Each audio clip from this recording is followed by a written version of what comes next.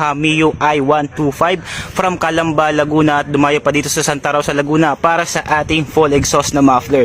So ang kinabit natin dito ay full exhaust, tri-hexa acropovic full carbon. So ito guys yung appearance. Ayan guys, oh, napaka-pogi. Plug and play yan guys, wala na kayong ibang idadagdag pa.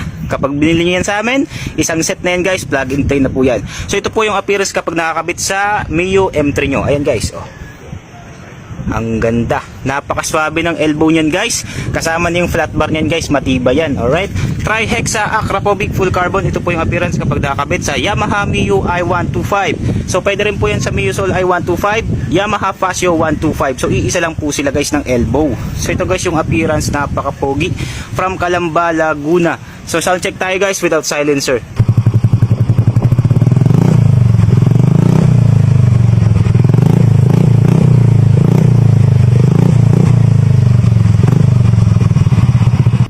So yan guys, narinig nyo naman kung gaano kaganda yung tunog. Walang silencer yan guys. Kung gusto nyo ikabit yung silencer, napakadali lang guys. Isang bolt lang po yan.